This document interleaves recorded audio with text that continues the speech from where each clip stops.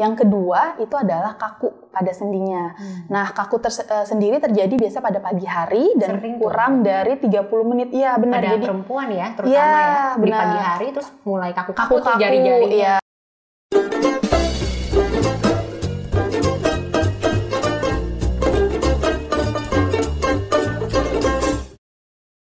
Hai there. Der. Jumpa lagi bersama saya Dr. Krista dan hari ini saya ditemani oleh teman saya Dr. Nelvi, spesialis kedokteran fisik dan rehabilitasi.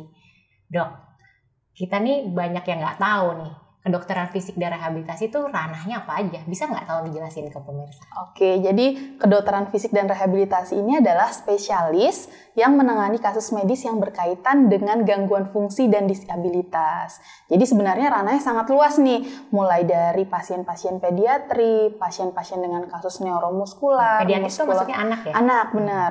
Neuromuskular, muskuloskeletal, kardiorespirasi atau jantung paru, termasuk sampai ke geriatri. Jadi sangat luas. Nah, gangguan fungsi tadi sebenarnya adalah gangguan yang terjadi akibat kesulitan dalam melakukan aktivitas sehari-hari nih. Banyak nih, misalnya gangguan bergerak atau berjalan, terus gangguan menelan, gangguan komunikasi. Baik. Nah, itu juga termasuk dalam gangguan fungsi itu sendiri. Berarti kalau sehari-hari ini luas banget ya dok ya? Iya. Termasuk misalkan di era COVID ini, kita misalkan pasca COVID gitu ya? Apa sih yang biasanya dikerjakan? Kalau di era COVID ini, pasca COVID biasanya ada rehabilitasi nih, post-COVID. Jadi pasien-pasien yang mengalami COVID-19 itu biasanya memiliki gejala sisa. Seperti kelelahan, mudah lelah. Jadi butuh assessment dan tentu latihan fisik untuk meningkatkan kebugaran serta bisa melakukan aktivitas seperti sebelum terkena COVID. Seperti itu. Penting banget nih. Karena banyak yang bingung nih setelah COVID, saya kok merasa lemas, apalagi yang harus saya lakukan. Banyak yang kebingungan nih pasien-pasien. Oke, sekarang kita langsung masuk aja ke topik yang mau kita bicarakan pada hari ini, yaitu mengenai osteoartritis. Nah, osteoartritis ini mungkin orang sudah banyak mengenal, tapi Dr. Nelvi boleh dong cerita sedikit sebenarnya apa sih bendanya nih osteoartritis ini? Oke, gejala osteoartritis sendiri ada beberapa. Yang pertama itu yang paling sering dikeluhkan itu adalah nyeri pada sendi. Jadi tergantung, misalnya sendi lutut berarti nyeri pada sendi lutut. Nyerinya itu karakteristiknya biasanya nyeri ketika dia melakukan aktivitas dan berkurang saat istirahat. Yang kedua itu adalah kaku pada sendinya. Nah, kaku sendiri terjadi biasa pada pagi hari dan Sering kurang dari 30 menit. Iya, benar. Pada perempuan ya, terutama ya. Di pagi hari terus mulai kaku-kaku tuh jari-jarinya. Iya, jadi dia butuh waktu untuk bisa melakukan aktivitas. Lalu yang ketiga bengkak nih dok. Jadi suka bengkak pada persendian, itu salah satu keluhannya juga. Lalu sering bunyi kretek-kretek pada sendinya. Nah, itu juga termasuk gejala dari osteoartritis. Oke. Kemudian orang nih suka nanya, kalau misalkan saya kena osteoartritis, apa sih yang harus saya lakukan? Saya tuh harus periksa apa dong? Oke, kalau untuk pemeriksaan tadi pertama kenali dulu tuh gejalanya. Jadi dengan mengenali gejala, udah tahu nih harus ke dokter dan dilakukan pemeriksaan. Tentu yang kedua adalah pemeriksaan fisik dari si dokternya. Lalu yang ketiga, pemeriksaan ronsen. Biasanya kita lakukan pemeriksaan ronsen pada sendi yang tujuannya adalah untuk mengetahui tadi kerusakan pada sendi yang sudah terjadi. Jadi osteoartritis sendiri pada lutut itu ada derajatnya, derajat 1 sampai derajat 4. Jadi 4 itu lebih makin berat. Jadi derajat 1 derajat ringan sampai derajat 4 seperti itu. Dan itu bisa ditentukan dari ronsen?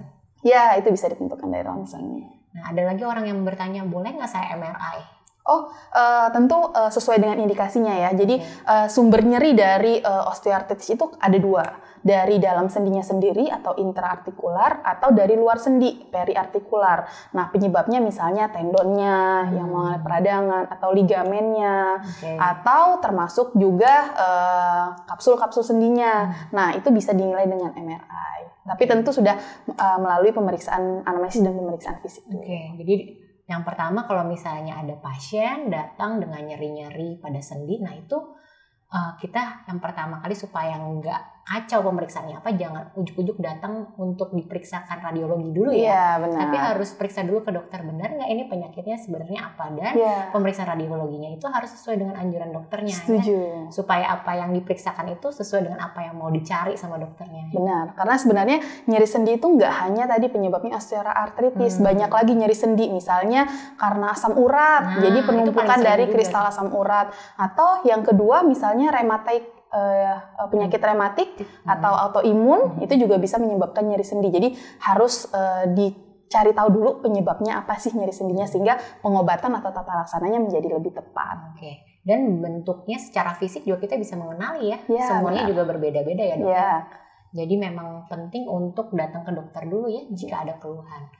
Kemudian kita mau bahas lagi nih dok mengenai pencegahannya. Oke, untuk pencegahannya sendiri tadi sebenarnya tidak semua usia lanjut yang kena. Usia muda itu bisa juga loh terkena osteoartritis. Tentu ada faktor resikonya. Salah satu ya faktor resiko yang paling sering itu adalah obesitas atau berat badan yang berlebih.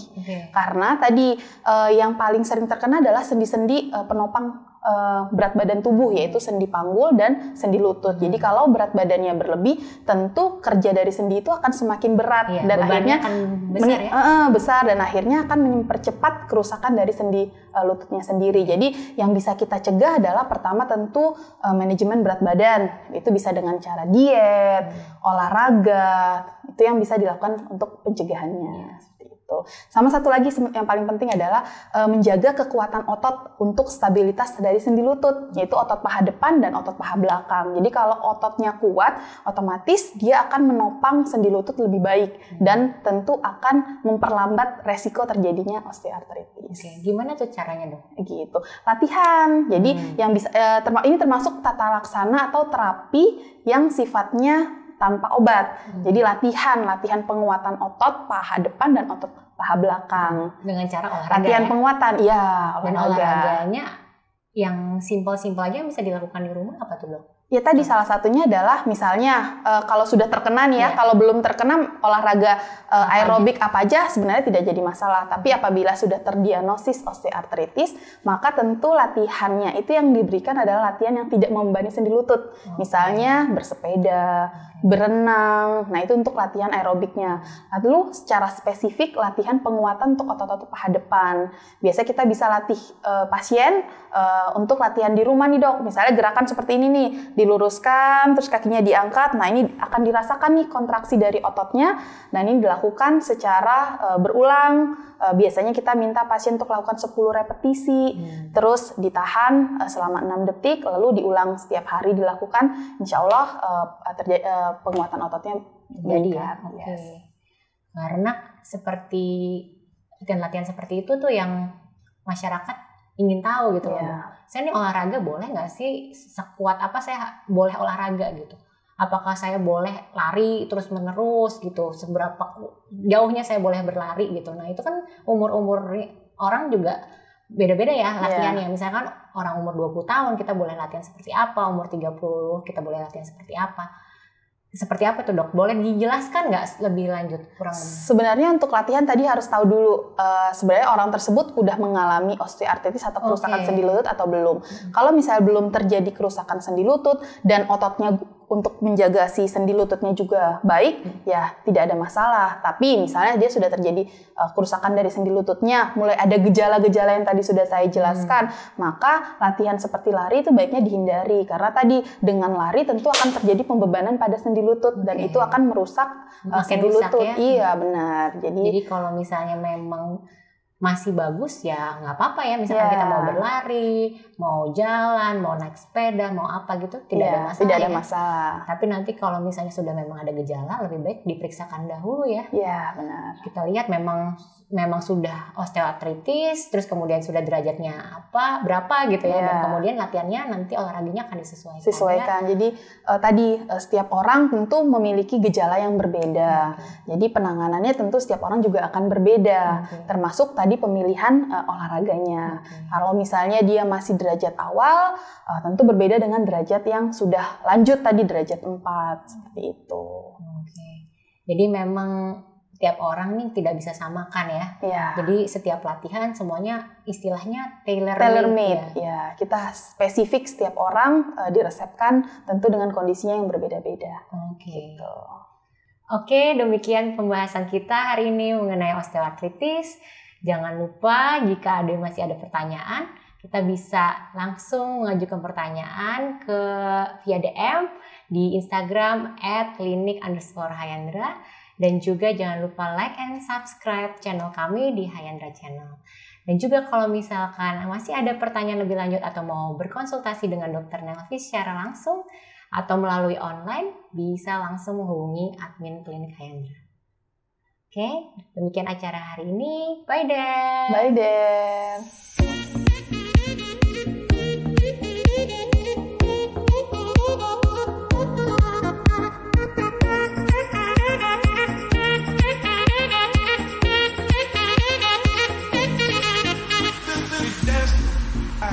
We